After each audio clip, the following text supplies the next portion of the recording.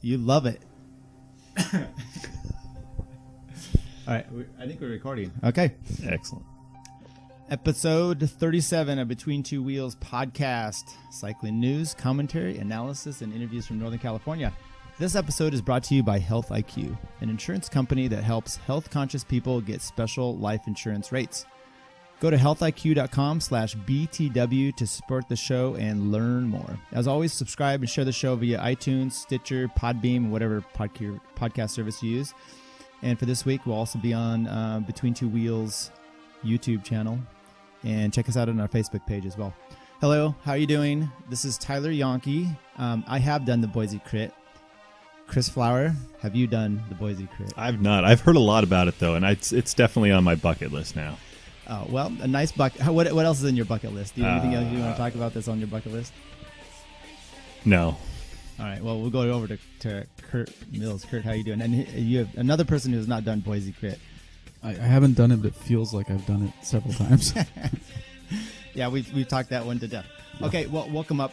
So this week we're just it's kind of a filler episode between the last having to talk to a bunch of cool people and to the next one where we're going to talk to a bunch of cool people, and it'll just be us talking about bike racing in Northern California and the world. So how about we start out with a little teaser of what we're going to do. We're going to recap some World Tour races, do some results, some winners and losers, such Abu Dhabi, Omloop, KBK, Strada Bianche, Paris-Nice, Tirreno Adriatico.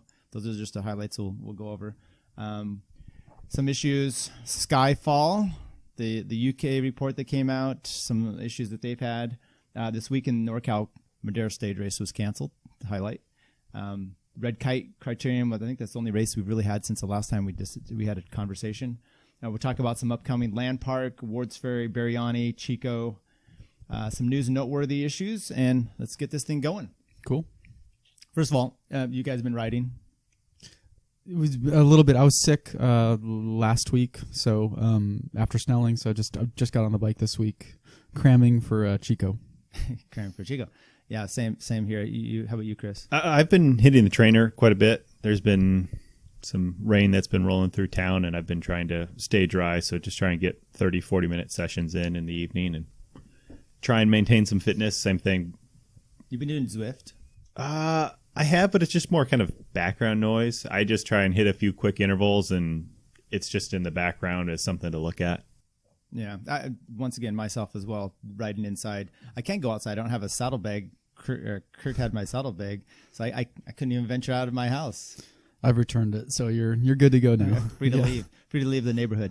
Although I don't really leave the neighborhood anyway. That's just kind of my riding level anyway. Right. Okay, let's just do some recap of some of the World Tour stuff that went down. Abu Dhabi, Alejandro Valverde ends up winning that. He gets a stage win as well. Wilco Kilderman was second. Miguel Lopez Superman was third. We had a few little highlights from there. Tom Dumoulin finally gets to display his World Time Trial Champion outfit and has a mechanical during the TT and kind of freaks out with his bike. What happened? Do you know? What, on the mechanical? Yeah. I'm not sure. Okay. Like it wasn't a flat, it was like a shifting issue? I believe so, because okay. I think he was getting a whole new bike. Oh, okay. Oh, no, I think it was a wheel change, and it was just a little bit long on the wheel change. Gotcha. I'll have to clarify that one. The other one, however, was on the last stage going up the climb. He was already dropped, too, and he's off the front, and then he has a mechanical, gets on the side of the road, and he does one of these. I'm going to throw my bike, kind of. And it was a pretty soft throw. It was. So it wasn't very drastic. But it was always worth watching Dumoulin when he gets off his bike on the side of the road. Keep the anything can nearby, happen. Yeah. That clip. I played that for my kids where he gets off. They're like, oh no, has he got an accident? Oh no, because he's taking the dump on the side of the road, and they just love that for some reason because they're kids and it's potty. So why not? It's my favorite. Yeah. Omloop, we had Michael Valgren of Astana winning that. Lucas Wisniewski of Sky second, and Sepp Van Mark of EF Education first. Small break that formed in the last 20K, and those three barely held on.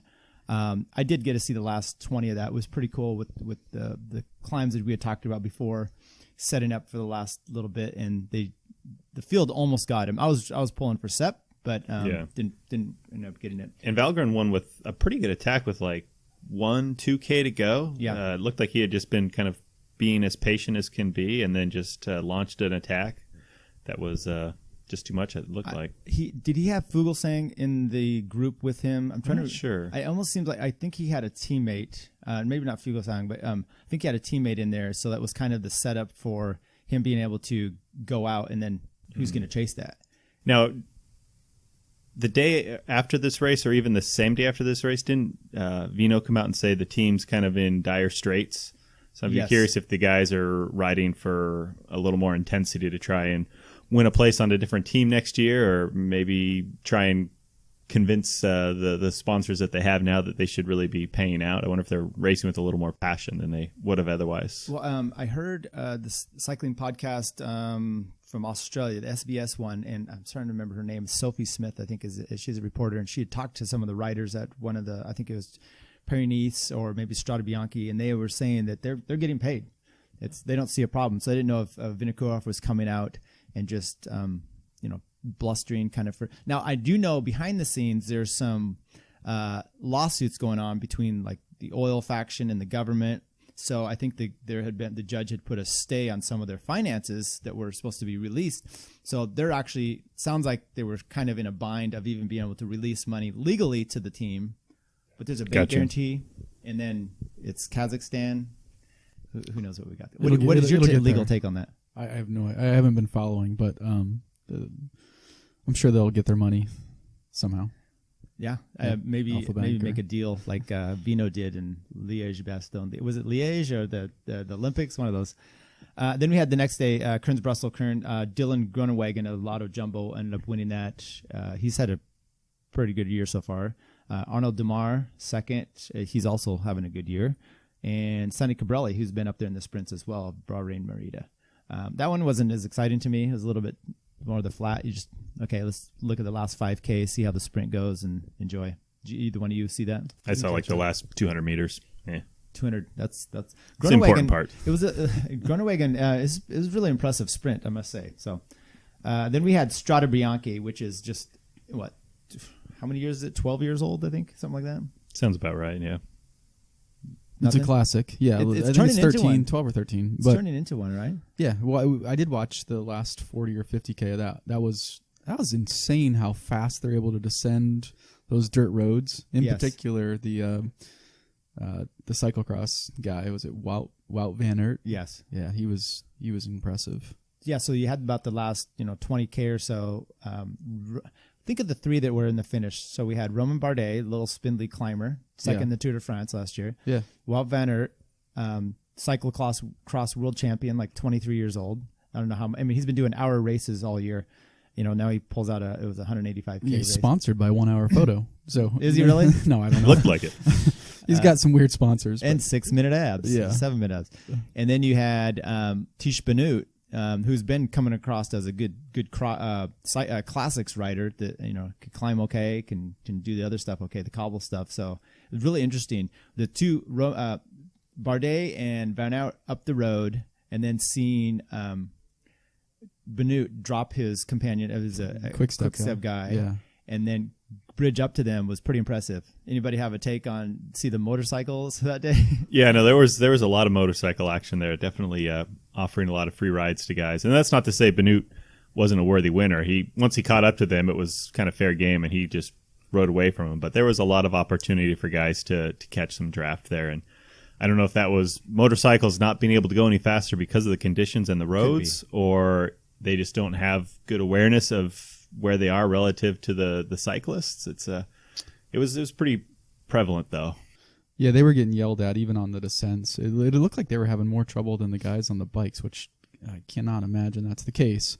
But the guys on the bikes are just yelling at them, and they're coming inside or outside of them, and it looked dangerous, but the coverage was great. Well, but think about see the fear in the eyes. Okay, you got a street like a Goldwing or something like that. Big bike that you're driving around. It's not going to be as maneuverable as a bicycle, I would think. And then you have a cameraman sitting or standing on the back. Yeah, that gets a little awkward. And you're trying to fly down there doing these corners. That's probably not going to be as good of descending.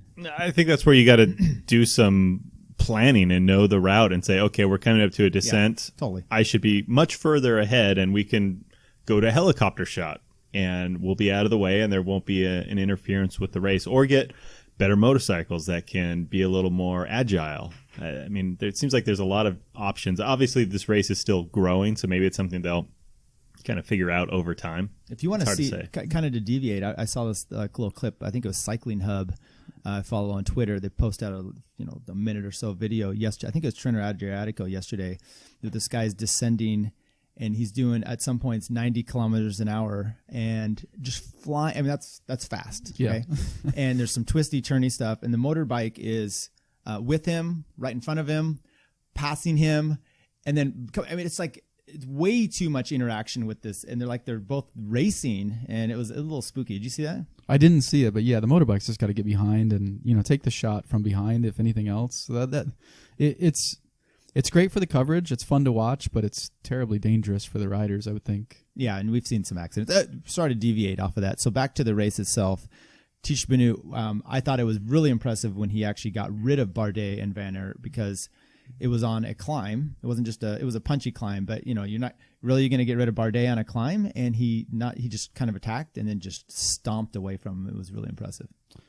I would agree with that. He looked like he was peaking for that race. Bardet, there's a lot of talk online that we weren't even sure what he was there for necessarily. Was that just a training ride? That all of a sudden it was like, whoa, like I guess I need to try and win this thing. I'm in the the 2-man break here. And then Wout van Aert he was just doing work all day, even earlier before Bardet made the connection, and the other gentleman who actually won that I don't recall the name of. He was doing work. Tish Benu. He was Wout van Aert was just doing work for that group all day long. So I totally understand why he was tired. I mean, yeah, and I'm sure you guys have both seen the little clip from people on the side of the road on the last pitch up to the climb where he's slobbering all over himself, so to speak, falling off his bike. I mean, that was the Tommy Simpson of Mont Ventoux back in the 60s. It ends a little better, but it ends much better. Right. But that's kind of you're like, holy crap, look at that. For a cyclocross guy, his remount was a little sketchy too. I kind of hoped for more. Too cramping. Yeah, I know, but still, his junk may have taken the brunt of that one. Yeah, that was rough. But you say he was just hitting the front. I mean, that's what you do in cyclocross, right? I mean, he hits the front and you just keep going. But good for him. It was 3 amazingly different riders. And why don't you talk about why this was such an epic looking race visually? I mean, they had been calling for snow, and then it was just rain, so it was just mud and I mean. The conditions were what we all think of and we dream about when we talk about bike racing, but never actually want to do. Of course, it's like Madera. Madera, it's like, oh, it's going to be 55 and rainy. They're like, I'm going to skip that, but let's catch that, Strada Bianche, because that's exactly what bike racing should be. It was classic the way it looked. It looked like a lot of fun.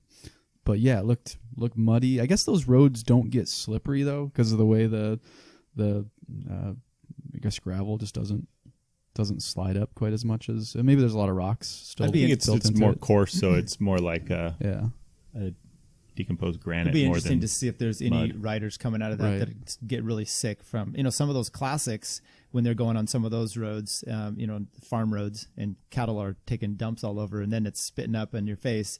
You might be a little different than, I don't know what it is out there in the Italian countryside. Maybe some wine.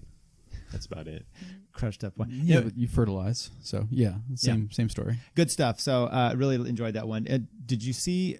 Was there any Americans? I think Alex Howes Simon Clark. He's not American, but he was on the. I think he was like 12th or so. Yeah, we'll claim him. I think Sepp Kuss did that race though. I want to say I saw something, and I never did look to see what his results are. So maybe Zimney, you can post that in the comment section. So we have 2 races going on right now, little mini stage races, Paris-Nice, 8 stages, and TJ Van Garderen was kind of in that. He seems to be having the Cavendish luck right now. Well, I don't know about that. Cavendish seems to have the worst luck, but. Well, Cavendish is having TJ Van Garderen luck, and TJ Van Garderen continues to have TJ Van Garderen luck. Or Richie Porte luck. Yeah. So he ends up crashing out on day 1. I guess he went down. He was actually okay. There's a little problem with his bike. He's looking down, and there's another car on the side of the road helping their rider, and he T-bones into that. So little. Do you know what kind of CJs. injuries he had out of that? I heard him saying that they said like a neck sprain of some sort, and they were a little worried about him, and he was like, "Oh, I'm screwed." And then he gets in the car to go away, and he starts to feel okay, and he's like, "I probably could have continued on." Nice. So he's kind of bummed about that but anyway, so right now we have the current leader is Luis Leon Sanchez of Astana in the lead. He had 15 seconds over Wout Poels after the time trial yesterday. And what's the smirk for? No. Are you the grammar police? No, we're not. Go on. No one's claimed that I'm the be all end all. No, this is hard. That's a lot harder than it looks. What, speaking English? Tell us more about Astana. Astana. That's the colloquialism. There you go. So Wout Poels was in second place just by 15 seconds. He looked like he's probably going to be the overall winner because of the climbing that's coming up. And then today's stage takes a nasty little left-hand corner coming down a hill. They're going pretty fast, I think the last 5K, and just falls down and hits the guardrail, and he's apparently out. I mean, it didn't look like he wasn't able to finish. So little Frenchman wins today. Another one kind of reminded me of the Omloop guy, a small group off the front. He takes a dig with 1K, and everyone just looks at each other and lets him go. So Poles is out of the race? Poles is out, yeah. Okay. Yeah. He didn't look like he was in too good a shape. He can, I think maybe a shoulder. I don't know what the official results are on his injuries. But so now you have Sanchez leading 22 seconds over Alaphilippe and 26 over Marcus Soler. And Simon Yates of Mitchelton Scott is right up there. He was taking it to him on the finish today as well. Trino Adriatico, Cavendish. They start. It's another 7-day stage race. Cavendish. They start the opening stage with a team time trial. He falls, doesn't make the time cut, and he's out. I guess he bruised some ribs and stuff as well. So it looks like he hit his face pretty good. Yeah, I think he broke a rib. Broke a rib. Yeah. So that's tough for the recovery, especially with the classics coming up. Right. Yeah, bummer for him. BMC does their usual thing and wins a team time trial. They look good. Marcel Kittel on stage 2 ends up finally getting his first win of the year, and it looked pretty solid. That was a powerful sprint. Yeah. That was, and his team did a great job setting him up. Whoever his final lead out guy is, I mean, he put in a huge effort to keep him ahead of the group and set him up for the win. It was impressive. Yeah, when I was watching that, the announcers were really keying in on Kittel because he's there, he's finally in the sprint, and they were saying, oh, he's not there, he's moved back too far, but the thing just kept going on and on, the lead in, and then he did well. Yeah, so good for him. Today in Treno, today's Friday, we just saw stage 3, and I saw Simon Geschke go down hard. I mean, he hit like a little bridge guardrail cement, and they were scooping him up off the ground. Had he wasn't moving, and I have not seen anything online as of about 12 noon our time Pacific, and I haven't seen anything about whether he's okay or not. He did not look good. Primoz Roglic actually won today's stage with the Adam Yates a close second. Geraint Thomas is now in the lead. He's tied on time with Greg Van Avermaet and of BMC, and Chris Froome third place. So Froome's still in the deal. What do you think Froome's doing? I mean, he's showing up to these. He's letting his teammates kind of take the win or take the lead, but he's just kind of there. I mean, you think that's intentional? That he's kind of I want to do it, but I'm not going to push it too hard, and just so I'm near the top to help my form, but I don't want the spotlight. Well, I mean, why do you say he's not trying? I mean, you think he's just trying not to win or something? I don't see him sticking his nose out at all. Like, okay. I think during, when he's preparing and he's doing, look, he's in March. I know. Well, but when he's had good results, he wins from start one to the end. I mean, and he puts his nose out in the front on little climbs like today where he just sat there. I didn't see him doing anything. So maybe I'm wrong. Any takes on that? I don't know. There's a lot going on with Team Sky right now, so it's possible you're right. I think that's maybe what you're alluding to is that there's a lot of stuff going on in his life that is sort of weird. But yeah, I haven't watched the race. I'm surprised he's out there, but it is what it is. Yeah, I think if he were to ride really hard and do really well, it sounds like there's already some existing tension in the peloton. If he were to go out and dominate the race, I can't imagine that would be a really good thing for the group. I mean, he's racing around these guys all year long, so he's got to feel that tension. And if he were just to crush the race, I can't imagine it'd be a good feeling. There'd be so much peer pressure to pull out or to just not race anymore. So I think he wants to be there to kind of show everybody that he can still race and kind of have a presence, but at the same time, I suspect he's not going full gas. Would you like to talk a little? Did you read the report, the one that came out of the UK, the Parliament governmental report on cycling and the jiffy bag and all that? Chris? Did you read that? I scanned it. I read the table of contents.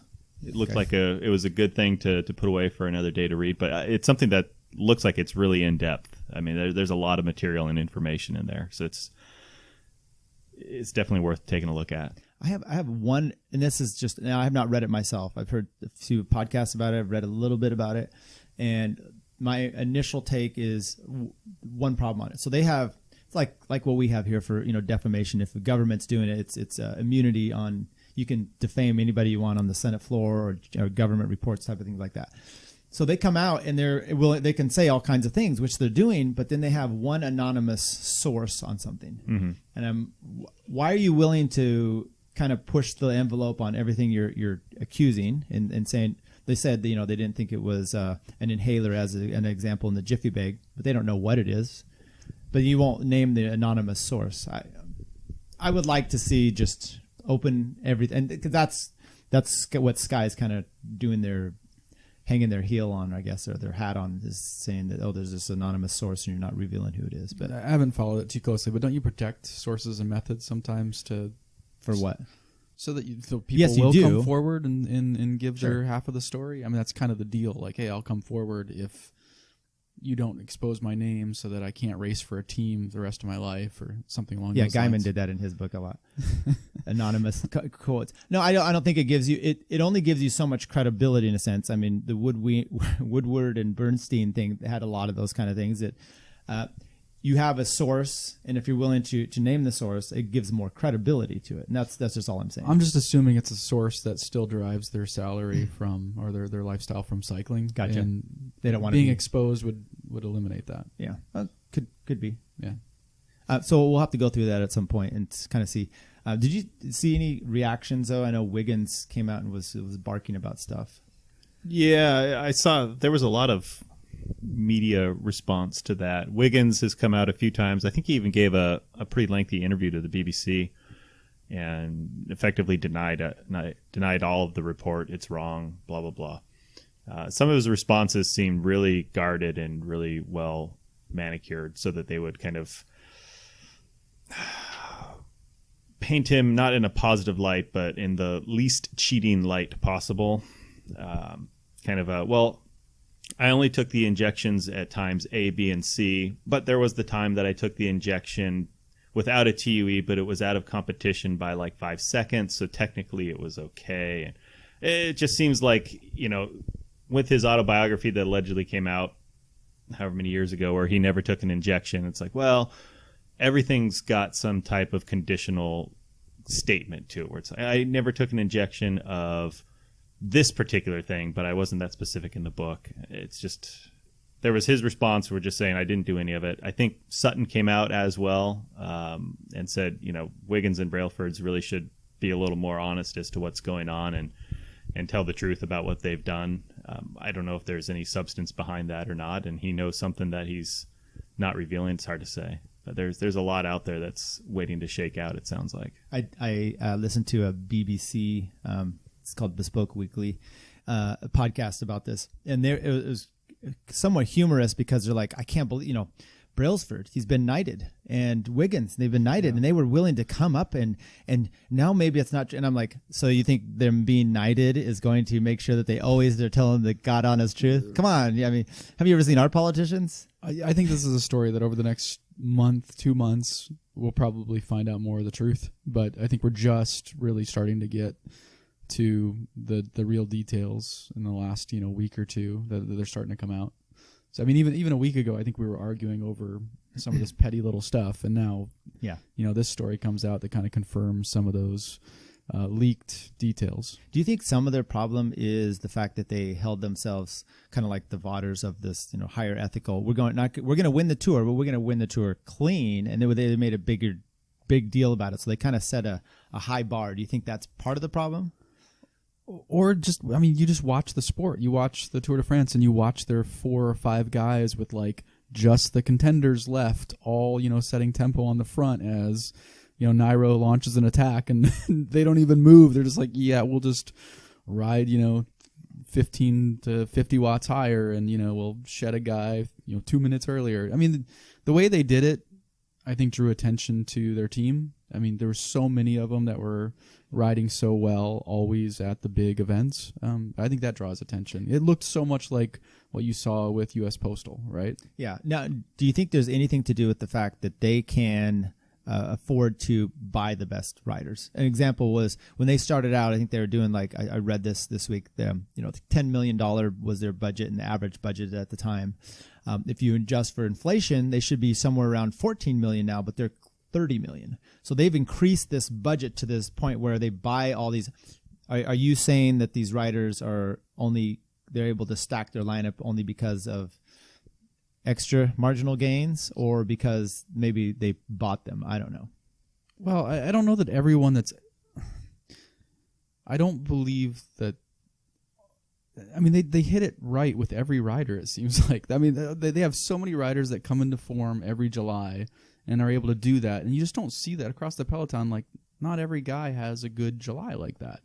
The number of riders they have that hit it at the major tours is really, really high. And there's always a guy that ends up surprising us at the Giro or at the Vuelta that we didn't expect. Was it Johnny Moscon? Yes. That guy was incredible. Nobody knew he could climb, and all of a sudden last year he's climbing everything. Geraint Thomas was the same, a few years before that at the tour. And it's just kind of weird, right? Like, doesn't it just strike you as odd that all of a sudden there's a new guy that's able to set tempo for 30 minutes at the front of the peloton at the Tour de France, and there's all these English riders that are suddenly superstars, kind of like goes back to the Lance era, right? Who's our American now and we had like multiples at the time, so. Right? It just seems strange. It doesn't seem right.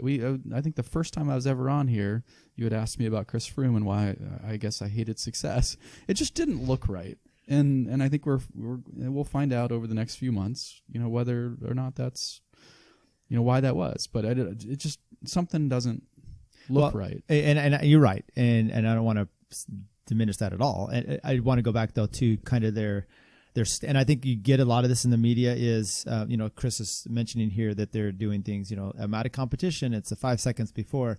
I think the fact that they've held themselves up as this, you see this in politics, right? Some guy's like, I'm this ultra family man, he's pushing social values, and then he's cheating on his wife. Right. That guy's going to get scrutinized much more than the guy that's like, live and live, hey, whatever, and then he cheats on it, and they're like, whatever, we expected him to. Any example?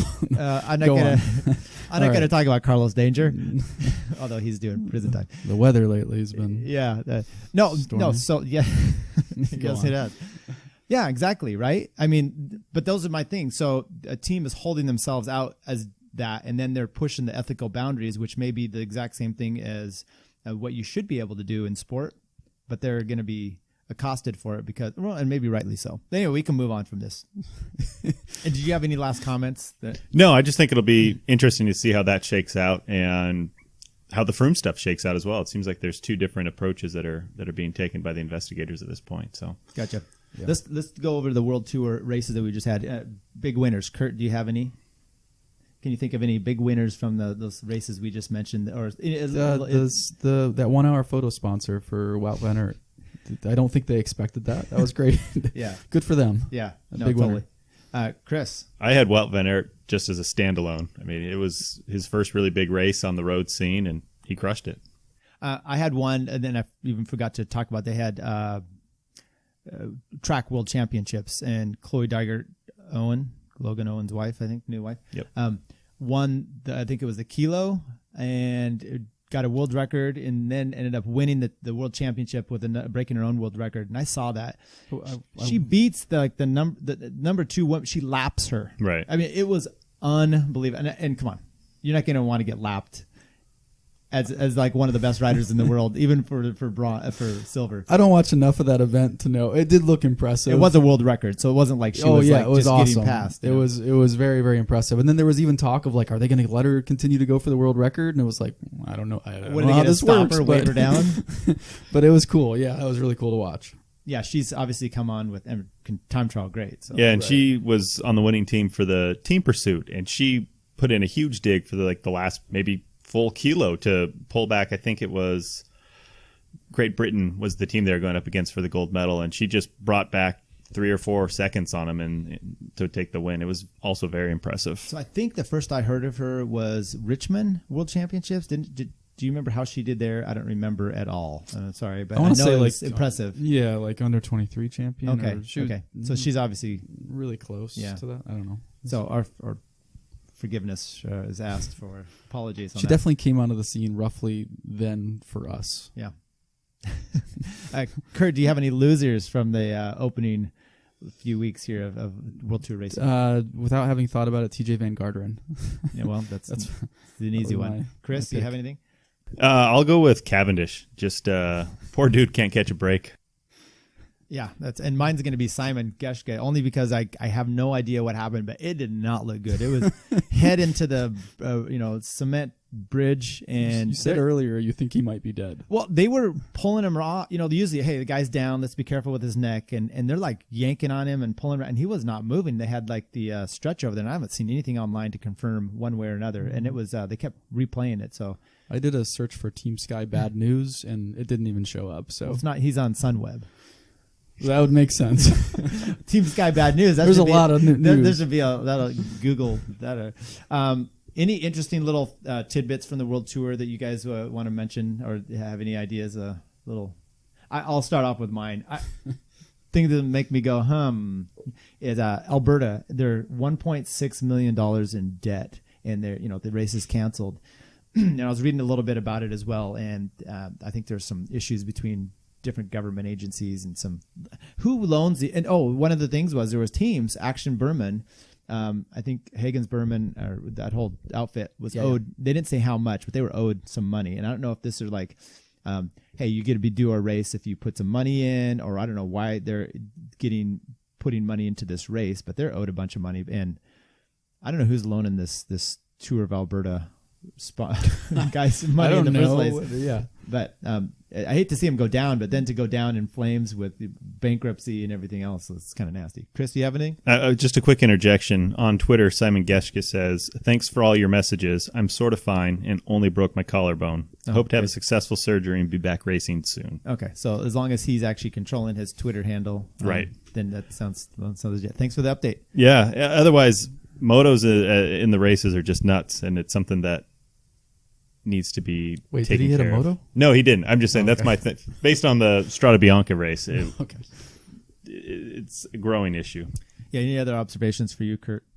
About World Tour racing? World Tour racing, anything that's just lights your fancy? No, it's just good to see that small sponsor for Wout van Aert. You're still on that guy. Okay. Yeah. Okay, let's talk about NorCal racing. We have a little bit of time left, and we'll wrap this up. Just one race that we had here. We had the Red Kite Crit. If you want to take a look, and I'll try to tag it on our YouTube channel, Jeff Linder's video of him winning the P12 race. It looked like he was off on a break, and then he had a guy, Jason Hammond. First of all, Jeff Linder of Turan, and then Jason Hammond ended up bridging up to him, SunPower guy, and Jeff just kind of takes his experience and works him over. But then Dave Grunman ends up in third, and you said Chris Coble. I think he came in fifth. You like to mention him, but we'll also just say why, because he ended up winning the P12 race for Olympic Club, followed in second by James Enright, Squadra SF, and Sam Benedict of Teams Mike's Bikes, presented by Ecuador Coffee. Actually, that's the 35. Equator Coffee. Yeah, the men's 35. Yeah, so I was just going over the 1-2-3s. Oh, and they had the 2-3 race. Robert Skinner won that. In the 45 P12s, Dean LeBurge, Pete's, Richard Nichols of R4R Make a Wish, and Pablo Espinosa of Squadra SF. I don't know too much about any of that race at all, other than the one video we saw. And to clarify, Coble got fourth, not fifth. I was wrong. All right, he got fourth. Even better. Yeah, he's a one-man wrecking ball here. And Robert Skinner, who's a guy we've actually called out as just really riding well. Do you know who he rides for? Because it didn't say on the... He was unattached when we saw last. So, gosh, can't believe somebody wouldn't pick that guy up. But maybe he just wants to do it on his own. And he's doing it on his own. Good for him. Successfully. In the women's 1-2-3, Casey Myers of Chico Cycling. Congratulations. Wins the race there.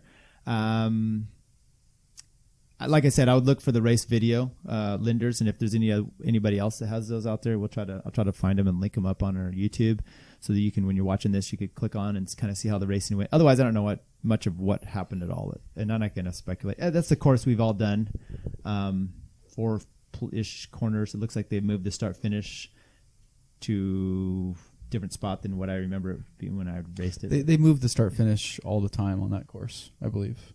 On the business park, correct? Yeah. There? Yeah. Okay. They run it different directions. I mean, that's kind of how they keep it fresh. No? I disagree. I think it's the same course every time. The one in Livermore? Yeah. Yeah. You're not the one where we did districts. I know. It's the same red kite course, but they put the start finish line at different spots. No. Well, it's a different finish than I did a few years ago when we had our buddy Garrett marking start off the race. All right. Yeah. Yeah. No, I mean, maybe I don't know. Chris has always done it the same direction. Gotcha. But Chris only goes on the third one of the second week of the fifth month. Right. When it's a full moon and something else. So any winners and losers? We could probably just skip it on that. Oh, you know what? I'll have one if you don't. Do you have one? I don't. Well, all those who regged, I guess, for Madera stage race and did not get to partake in that. Are they winners or losers? It depends if they got their money back. I think they got their money back. Well, then they're Okay. Maybe they're winners. Maybe they're losers. I don't know. My biggest winner would be the Red Kite promoter. Red Kite promoter for putting on another race. And the losers, is what I had, was anybody that regged for 2 races. That's expensive to do a second race at a Red Kite. What about people who regged for 3 races? I don't even know if that's affordable. All right. Well, some people did, and I hope you don't call them out. Oh, no, I didn't. Good for them. That's a lot of miles. I mean, if you're going to make the trip, why not? Right? Like, do it. Yeah, that's right. So I'm just not a big fan of paying that much for a second race in the day. So, but whatever. You just spent like $40, $50 driving down there. Like, it's a long way to go. I don't know. Like, to me, whatever, $25 for racing. It's not a bad deal. Are we really going to litigate Red Kite's pricing structure? No, I'm not. I just know a lot of people get worked up over it online, so I just thought I'd feed into that frenzy. Sure. Good. Chris, did you have anything on that one? Negative. All right. What about the losers, Madera stage race in general? I mean, it got canceled. It looks like it was going to have bad weather, and then I don't know if the weather was a problem with registration. People weren't sure about it. It's a bit of a commitment to go out and do a classic race, like you were saying, in the rain, and then so it's tough on the promoters, I'm sure. Yeah, I agree. That's a really cool race. The road race, I know some people were bad mouthing the conditions out there, but to me, it's a classic. It's a really fun race. It's too bad they're having such terrible luck getting that to go off each year now. There was something on Facebook where I know the promoter had basically just made a statement that it wasn't happening and reg was down, and then someone posted that statement but added a little to it to make it look like it was the promoter, kind of like, hey, NorCal, suck it, or something like that. And it was a little... I don't think they did. I think you read it wrong. It's hard. So the promoter wrote that? No, the promoter didn't. I think the gentleman was just adding like, hey, I just got this. Congratulations. I don't think he was trying to put the words into... I think the promoter's Velo Promo. I don't think he was trying to put the words into their mouth. No, I think it was him putting his words into it with the statement from the promoter. It seemed a little over the top. So you, the guy out there who said that was a little over the top. It was a little sarcastic. It was unnecessary. Because you know what it does? It just starts a firestorm on all sides. Well, yeah, I know, but there were 462 comments, and I think they figured it out. And he didn't really mean it. You're right. That is usually how it works out on Facebook. Okay, Chris, do you have a problem with the weather forecast? I've heard. It's terribly inconsistent, and it makes it difficult to plan a race tomorrow, let alone next week. So if weather folks can get on top of that, that would be fantastic. The weather folks, gotcha. So this reminds me of growing up where my dad's always complaining about the weather and the weatherman. It's like the weatherman was the most evil man ever. Like, it's just the weather, Dad. Come on. Yeah. But that's where we have Chris now. So coming up this weekend, we do have Land Park. By the time you get this podcast, Land Park may have already happened. No, we'll get it out before that. Okay. Way to commit. Yeah. We have Land Park Saturday. There's an Omnium with the 35s. It's usually pretty good, combining it with Bariani road race. So the exciting thing with that is the weather had been looking like it was going to be terrible all week for Saturday.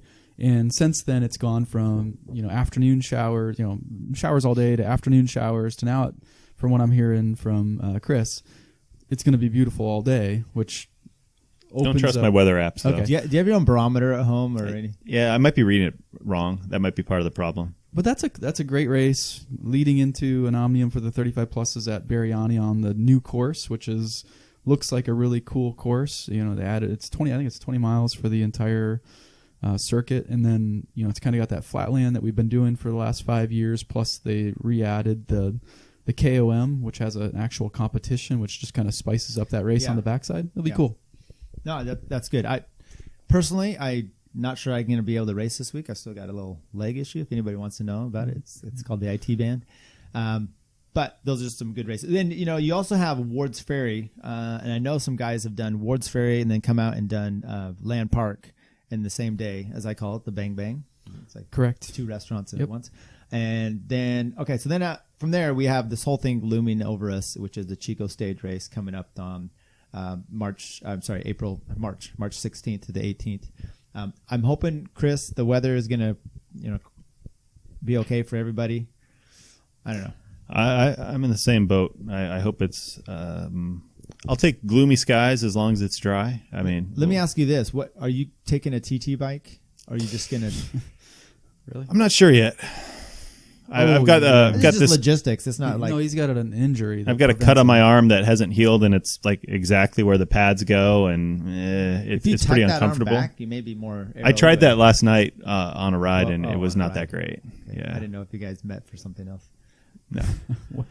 I think he did that at home on his trainer, but yeah. I mean, it's a fun TT course as TT courses go. It's flat. It's the same course, so it's good to measure yourself year after year, and it's usually pretty fast. Have you looked at Reg yet for that? I have. It's doing well. Is it? Yeah. Okay. I think most of the fields are 50 plus. Okay. So it's filling out. Fun. Yeah. I'm worried about it myself. I remember a few years ago when we did the P12, and I wasn't feeling so great. I was worried about the time cut. Most worried about the time cut on the time trial. Because I had Rossi and some of these guys out there. Oh yeah. They were just smoking it, and then I ended up. I got so scared. I actually put in a decent time, and I didn't get time cut. And I don't think they were time cutting people, but I'm back on that train of worry again. The other good thing is that they run the crit so soon after the time trial that they don't really have time to do the numbers to figure out. So there's really not a time cut after the crit. Gotcha. Or after the TT. Yeah, gotcha. So just finish the road race. So that's what we have coming up. Curt, are you mad at anything this week? Is there anything that you need to talk about that you're? I'm not mad at anything. Or is someone mad at something else that you? Need to Chris was mad at the weathermen. I'm not mad at anything. Chris was mad at me last night when we were riding. I don't know. I wasn't mad at you. He was in a bad mood last night. But I'm good with everybody. I'm excited that we've got good weather coming after last week. Really was just a terribly cold and awful week. Do we have good weather coming? How can you be so sure? It's better than what it was. At least the temperatures are higher. That's true. Yeah. Nothing like a wet, warm rain to go riding. Well, it's better than a cold snow. I'll tell you that. That's true. I would rather do, when you're already out riding and then it starts to rain, I can handle that. It's bad to go outside while it's already raining to start your ride. And then if it's cold, it's not going to happen for me. True. Cold is to me, that's the ultimate, I really don't want to do this. Yeah. Yeah. So I would add 1:00 meetings to what am I mad at? Who schedules a meeting for 1:00 on a Friday? Come on. I don't know. So we'll get out of here so you can make that.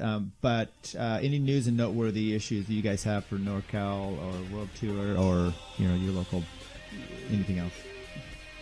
No, I don't have anything. Oh my goodness. You got something? Yes. Go for it. Daylight savings is Sunday, which means next week all the local race rides kick off. That is true. This is.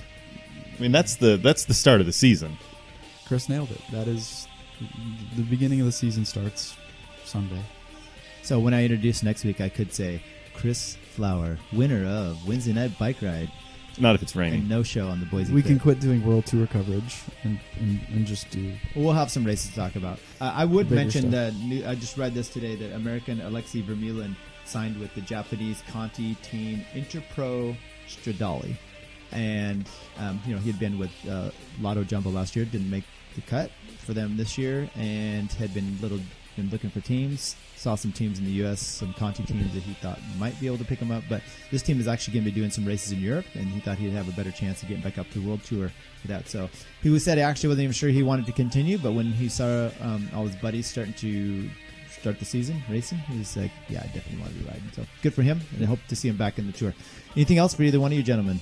No, sir. No. All right, well, everyone, good luck out there this week racing, and once again, just go to our website, our Facebook page, like it, share it around, share the show if you want, and thank you very much.